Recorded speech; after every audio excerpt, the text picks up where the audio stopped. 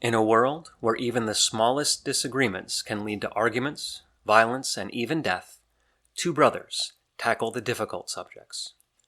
This podcast is not just about dissecting topics from two different perspectives. It's also about how to have conversations on difficult topics while avoiding the urge to tear someone's head off and vomit down the bloody stump of their neck.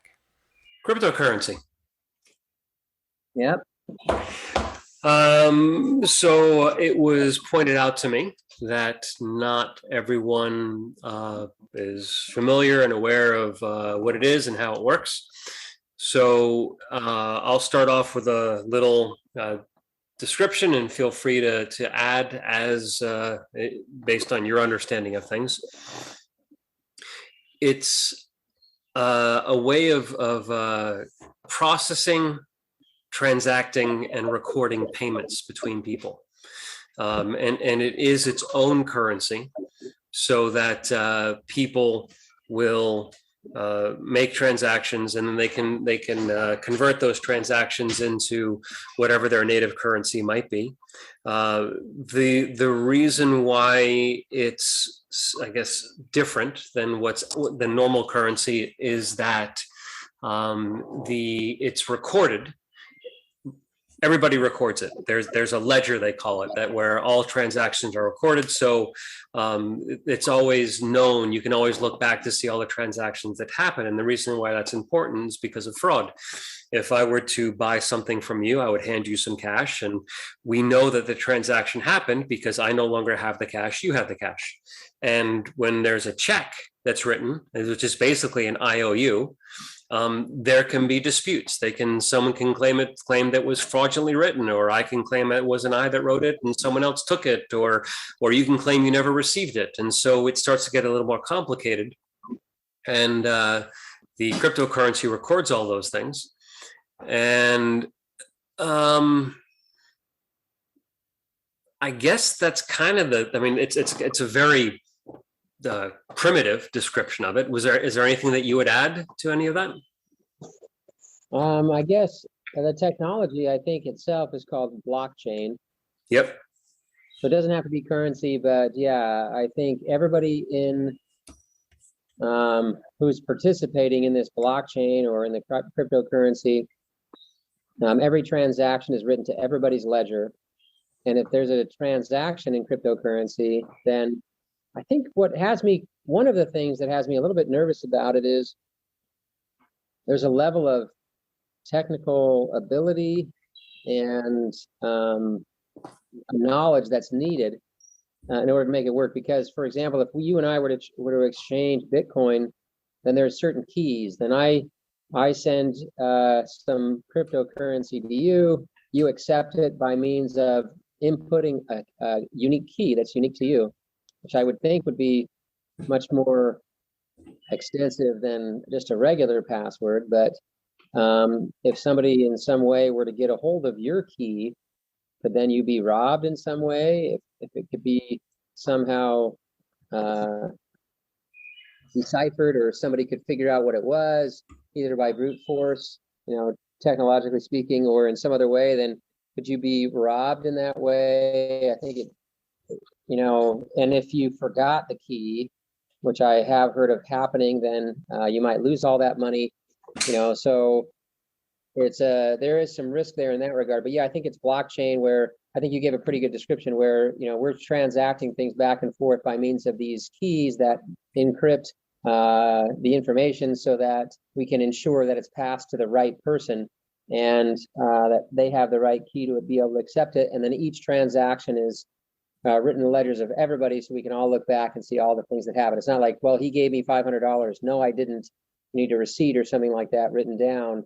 It's done by way of being written into these ledgers that are kept by keys and passwords and things like that. Yeah. Okay. And just to make sure that we're on the same page, I think that's what you're referring to, the concern about the loss of the key, often called the digital wallet, where if you lose the code to that digital wallet, then yes, that money's gone. In the same way, if you were to lose your actual wallet, that money would be gone. And there is worry that other people could gain access to your wallet. Although if you're following basic security protocols, it's fairly unlikely. Usually when people are losing control of their wallet or when it's being hacked, it's because they're either getting sloppy with their security or there's some sort of fault in the software where they've been hacked basically. So just with any transaction, there's always the risk of loss. Now, with credit cards, we tend to not feel that loss because if someone steals your credit card or your credit card number and they perform a transaction, we as the owner of that account don't pay. But if that person that stole your credit card buys something from a store, let's say a can of soda, well, that person they bought from, they pay. So we often don't think about the cost of fraud with our credit cards because we don't pay, but there is somebody that always ends up paying. We imagine it's the credit card companies that pay, but usually it's not them. Usually it's the merchant that ends up paying. So that loss, that fear of loss is always there. It's a little more on our horizon. And as you're saying, it's possible to lose some of the account numbers.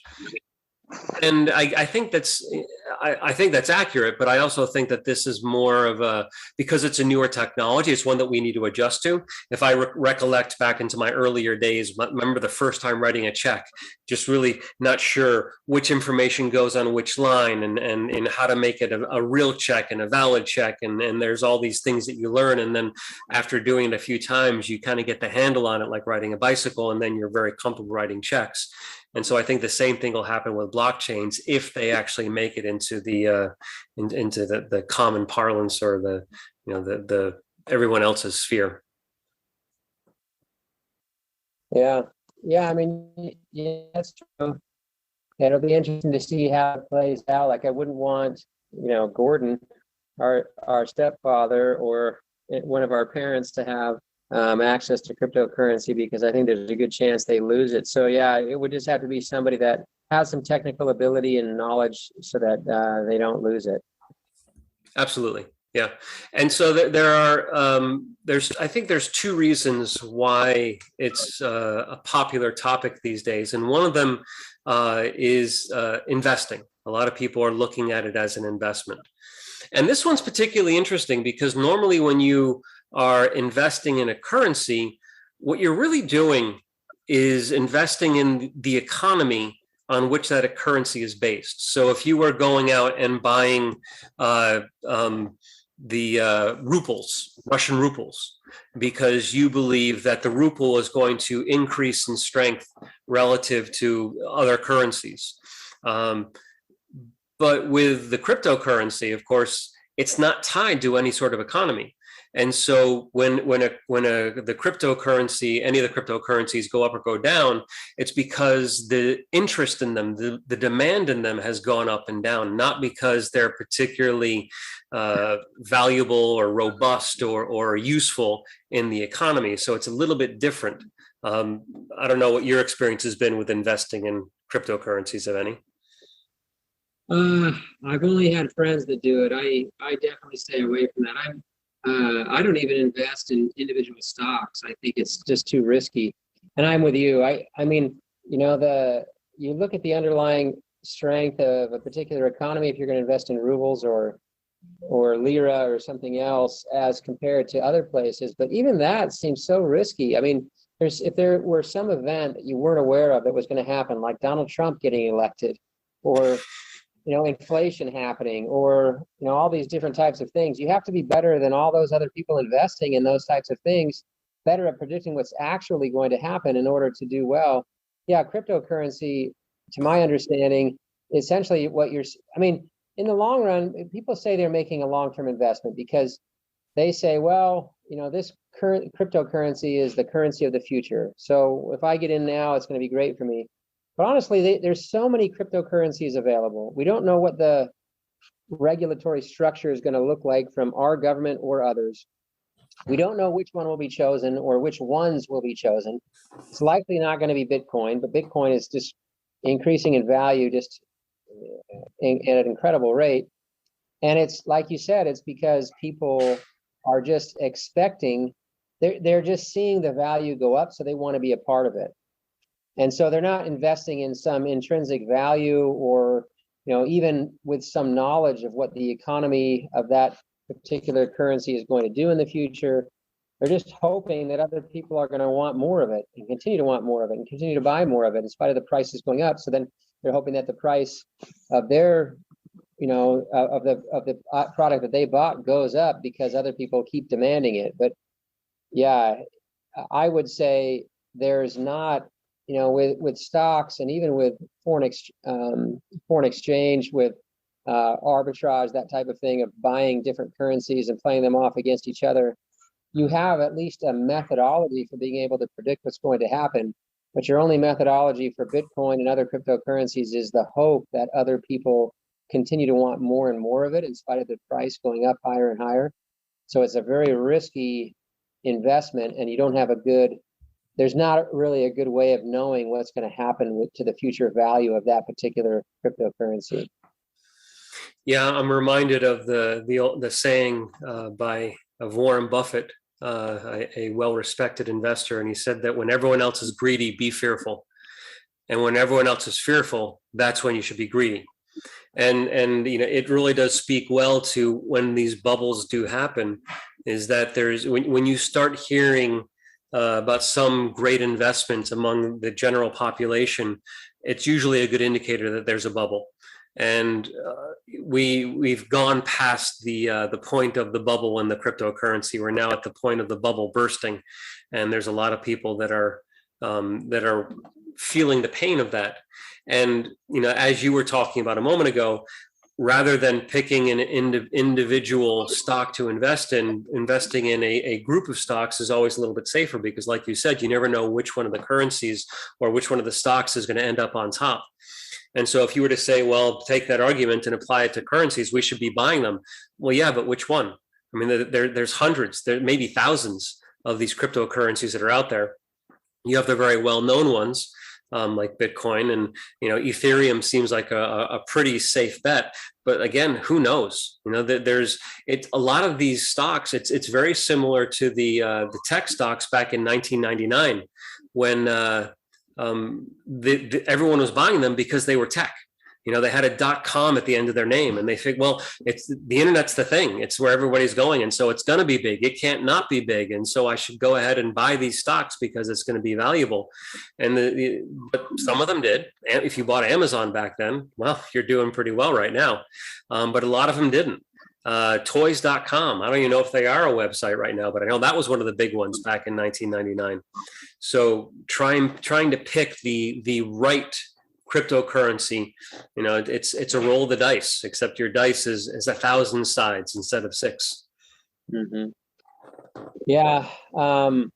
Yeah, it's interesting. And, as a side note, it is also kind of interesting that there's this void where we need something like this, or we think it would be beneficial to have something like this. When you think about credit cards are nice because as a merchant, the merchant is able to know within just seconds whether or not there's money for them on the card. So if I come in and buy, a drink or, whatever I can buy with a credit card, some food, the merchant knows right away whether I've been approved or not, and whether they're going to get their money. But with checks and ACHs, it can take, ACHs usually just takes a day or so. But the fact that it's not instantaneous for our country's payment system is really odd to me.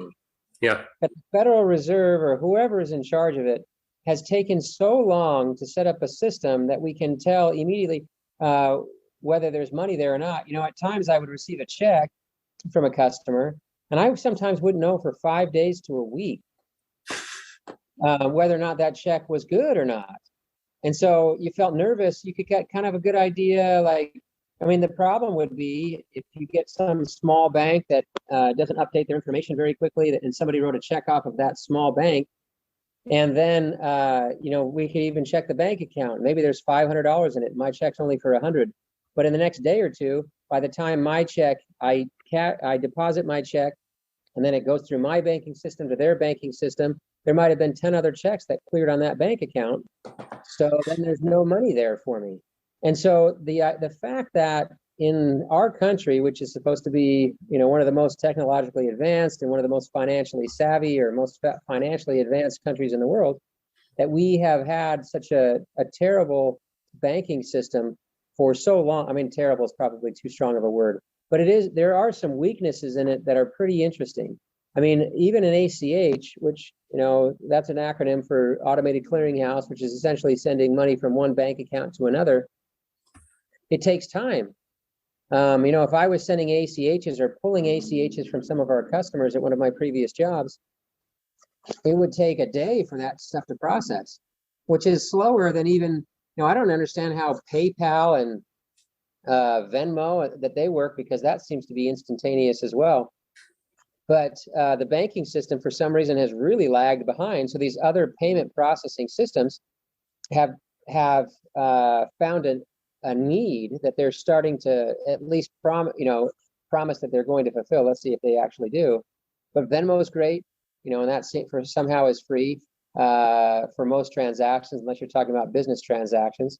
And then PayPal and now we're talking about cryptocurrency are starting to fill the void that our government, for some reason, hasn't done a good job of creating a system where these transactions could really happen seamlessly and very, very quickly. Well, and that brings up one of the other reasons why cryptocurrency is so popular right now, which is the using it as a currency. So moving beyond the conversation as an investment, how it's being used. And when you or I are performing a transaction with each other face to face, dollars will pass through our hands. But if we're performing a transaction digitally, or even worse, where we're in two different countries and we're using two different currencies, well, now we have to get intermediaries, people that are going to basically, I'm going to pay you, I'm going to put some money in the bank's going to hold on to the money to make sure the money's really there, and then they're going to pay you. So the bank has to, act as that middleman. And of course, the bank wants to get paid for that service. Now, again, with credit cards, we don't always see the fee that they pay, but the merchants do. They see it all the time. And when you're transferring money from person to person, it can sometimes be feeless, where like PayPal or if you're doing, it's even some banks are having it happen now. But if we're going from one person to another in different countries and it has to change currencies, we have to get the banks involved again. And so the cryptocurrency fills that gap. It's not just the ability to know immediately whether the money is there, but we get to bypass these middlemen, these intermediaries, and I get to pay you directly, and it's noted in the ledger, in the blockchain, that money actually happened. And so it's not as it does serve a value in the country, but you move between countries and it becomes really, really valuable in keeping those middlemen out of the process. It also keeps government. Well, it doesn't. It makes it possible to avoid getting the government involved, or at least overseeing it. It's not foolproof, but it's there as well.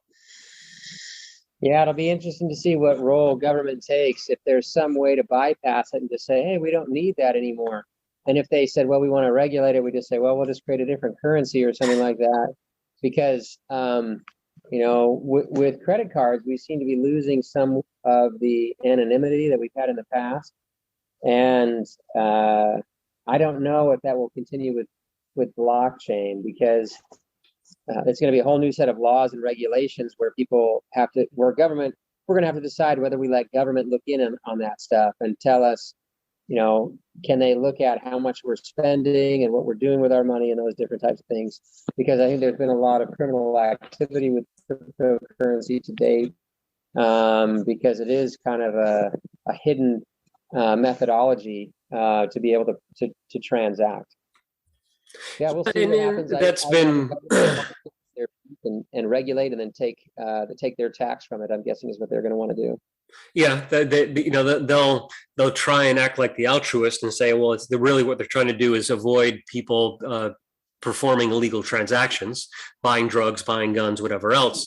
And I think there is some truth to that. They want to be able to track that money, but it's also, as you say, they want their cut, they want their share, and they want to know that you're declaring all of your income and all of your expenses and all the money that passes through your hands. And one of the ways that they can do that is with your bank account, your credit cards, and now with Bitcoin. So a lot of these Bitcoin exchanges are requiring people to have their information out there, to provide ID or whatever else, so that they can let the government know. The government's requiring these exchanges to do that. Now, you can't avoid it, but I just read a really interesting article a few weeks ago where the U.S. government, with a lot of other national governments, had broken up a child pornography ring by tracking Bitcoin transactions. And it's supposed to be impossible, but it's actually not that. Well, it's easy to avoid, but if you get sloppy, you get lazy, then you can allow people to find you through your transactions.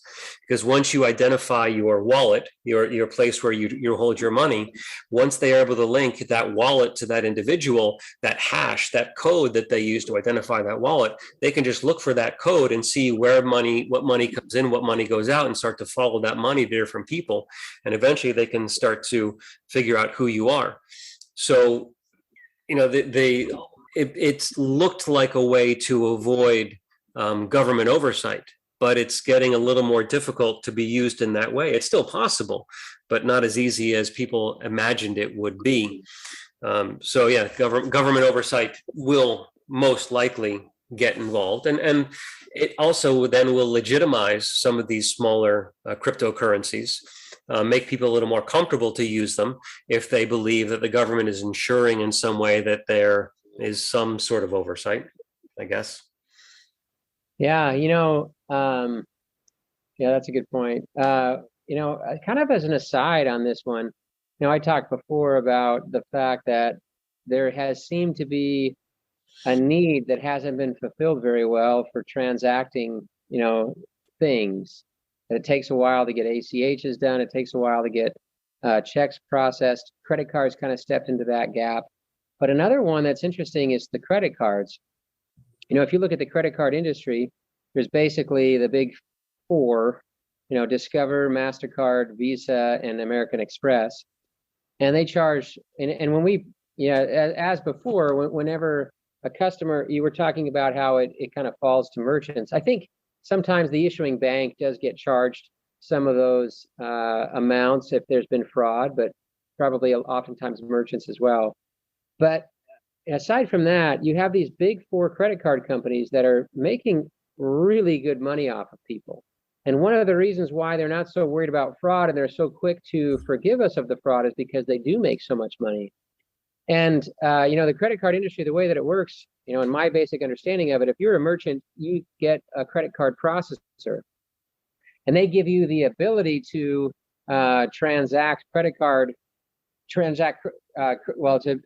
to do credit card transactions. And they will charge you a fee over and above what the credit card companies charge. So the credit card companies, if it's American Express, they might charge you, 2.5% to 3%. If it's Visa and MasterCard, depending on if it's a credit card or a debit card, they're going to charge you between 1.5 and 2% or something like that. And then the credit card processor tacks on a fee on top of it. So if they can sign you up, they're making a few basis points, maybe a couple of pennies per transaction, and then a small monthly fee. But it's amazing how that middleman, that credit card processor, how little money he makes.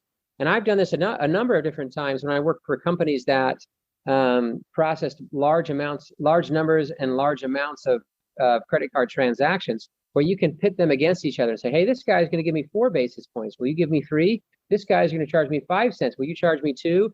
You start pitting, and they'll do anything. The prices start coming down. I mean, they're whittling away at their margins because they just want the business. Mm-hmm. But you cannot do that with the credit card companies.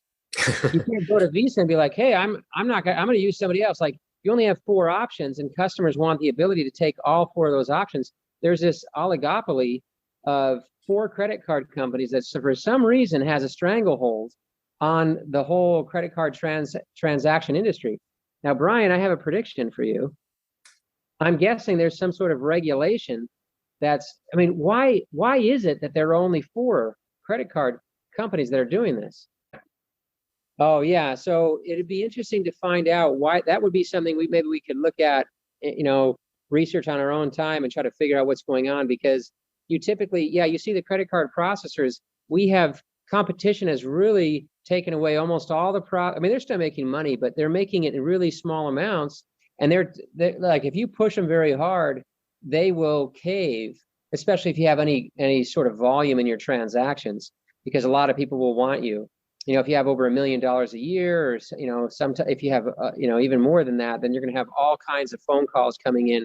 Every credit card processor wants you. They're going to be all sorts of deals to try to get you to come and work with them. Even if they're not making that much money on that many transactions, they can make a lot of money. But the credit card companies, yeah, we only have 4 options. We really can't pick and choose who we want to accept. It's interesting why that has happened. I'm not sure exactly why that is. Yeah, I don't know either. I don't know if I'd imagine there's a little bit of, once the market has been established, it's probably hard to break into it. There's got to be a bit of a reputation that you have where people will be willing to take the risk on this new player in town. You also have to make sure that all the processors, the people that run the transactions are willing to accept you. I don't know. It is interesting that it is such a small market that there hasn't been other people breaking into it. You think there'd be some pretty deep pockets out there that would be willing to, that would see the value, that the money that can be made, and aren't wanting to go out there and also get a piece of the pie, but for whatever reason they don't. And you're right, it does make sense that some of these cryptocurrencies would step into that and fill that gap, because transaction fees go to zero. Really, it's the transaction, whatever the cost is based on, if you whatever the cost is to convert your money into whatever cryptocurrency you're using, whether it's Bitcoin or somebody else. And as long as you can afford, I mean, as long as, if you're keeping your money in the cryptocurrency, then there's no transaction fee. It's only if you're going from dollars to crypto and then crypto back to dollars, if there's been a change in the value or in the exchange rate, you might lose or gain some money there. But otherwise, there wouldn't be much of a difference. Yeah, and why would you change it back and forth? If it were a viable currency, then you would just use it all the time, hopefully. Yeah, once it's stable. Right now, if I were using Bitcoin as to perform transactions, I'd keep it in Bitcoin as short a time as possible, because who knows what's going on with Bitcoin right now. I'd want to keep it in dollars. But you're right. Once there's a stable currency, cryptocurrency, then absolutely keep it in there. Yeah, for me, it just seems anybody who thinks they know what's going on, or know what's going to happen with cryptocurrency, I don't believe them. There's so many variables out there right now, and so many possibilities of how the government's going to step in, which cryptocurrency will be, which new technology will come up and kind of supplant all the rest. So it'll be interesting to see the next 5 or 10 years what happens with cryptocurrency, if it becomes more viable. I mean, they've seen some instances where some companies will take it, but yeah, it'll be interesting to see if anybody makes some real progress in becoming a viable currency in the next while. Do you know anyone that has used crypto or used any of the cryptocurrencies to buy or sell anything? No, but I know Tesla was accepting Bitcoin for a little bit, I guess, and then there's been some other companies that have accepted certain currencies as well. I don't know if they still are. It seems like it would be too volatile to be able to do that. And I know Tesla made a massive investment. They bought a ton of Bitcoin. So I don't know if they lost it all with the most recent crash in Bitcoin value or what. Now, have you heard about Ecuador, I think, or El Salvador, that was making all the noise about using Bitcoin, creating a little cryptocurrency, what do they call it, hub or something there in their country? I don't think it was Ecuador. I would probably remember that because I went there for 2 years, but I did hear something about that, but I didn't get the whole story. Yeah, it was one of the countries, and I can't remember which one. Is they were trying to attract investors, and the way that they were doing it was I think it was Bitcoin in particular that they were bringing into their country, and they also were trying to use it as a way for their population to have transactions, because some of those countries down there in Central and South America, the banking industry is not really trusted, and people get reluctant to put their money in banks for fear the bank is going to shut down, and so they'll stay with cash. And this, as we were just talking about, becomes a way to transact without worrying about the banks or having someone that has to verify you have the accounts. And so, and I wish I could remember which country it was. It was one of the countries that began with an E, but the president had said, this is the new big thing, this is the way we're going, and they started buying a bunch of Bitcoin to be able to allow this to kind of jumpstart the economy with it. And they gave, I want to say they gave every member, everybody within their country, $25 worth as a way to get them using it, so they could kind of figure out the process. And two things happened. One, the price of Bitcoin crashed, and the other was that a lot of these people there in the country got their free $25 and never used the currency again. They didn't bother doing anything else with it. So the country's been struggling a little bit with this Bitcoin investment within their borders. Yeah, it's going to be. I would hope governments just stay out of it, and I would recommend anybody just stay out of it until we kind of see where the dust settles, and we get to figure out what's actually going to happen, because it's once again so hard to predict. Yeah. I think that you need to look at the cryptocurrencies like high risk investments. That you really don't know. Yes, they can go up. Yes, they can go up for a period of time, but no one knows what's going to happen. A lot of people think they know. Just like back in 1999, there were no bad tech stocks. All of them were good investments until 2000 came along, and then there were no good tech stocks to invest in. They were all bad choices, at least for a little while, and then some of them survived. Same thing with real estate back in 2007 and 2008. The thing they said was they're not making any more land. So there's no bad real estate investment. And then we found out, yes, there are some bad real estate investments. Yeah, I had a friend who tried to get me to buy a house, and he said, he's like, and then you can sell it later for more money. And I'm like, well, how would I pay the mortgage?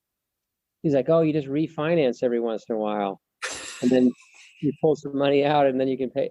And I said, well, what if the price of the house stops going up? He's like, oh, that won't happen. It hasn't been happening. It won't, real estate's always going up and all this stuff.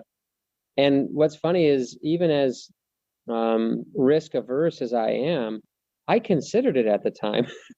And this was in about 2007. Mm-hmm. And all these people were making so much. It's just hard when so many people are making so much money around you to pass it up. And I've talked with people about Bitcoin and Ethereum and other things. And I always say, no, I'm not going to do it. It's just too risky. I can't tell what's going to happen.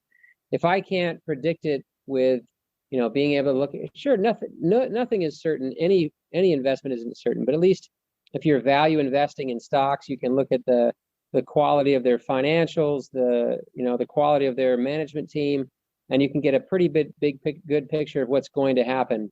But even that seems risky to me. But yeah, with these other things like foreign exchange or cryptocurrency or things like that, I just stay away from it because it's just so unpredictable. There's no real tried and true way to understand where the market is going to go. And when the market turns on people, it's interesting to hear the people that do invest in cryptocurrency. Oh, I should have stayed in longer, or I should have gotten out sooner, or I should have taken but there's never a real reason of why they now know what they should have done, except for the market moved on them. You know what I mean?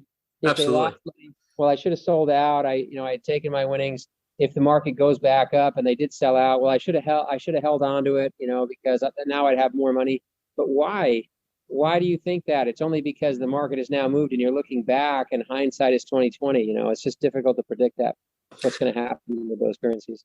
For sure. What's interesting is if you watch some of these shows that talk about the stocks all day long, at the end of the day, some smart persons get on TV and he's going to say the reason why stocks went up today is because this thing happened over in Africa, or the reason why they went down today is because this head of state said this thing.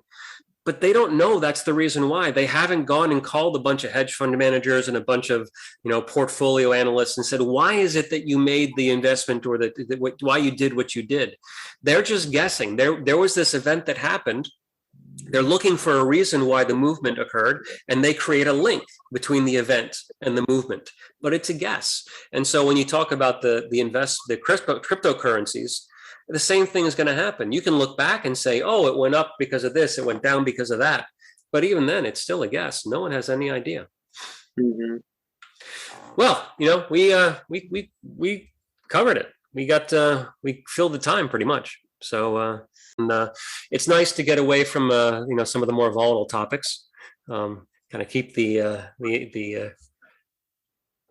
blood flow at an even keel for maybe a week or two. Then we can hop back into we got to keep your blood pressure down. You're past 50 now.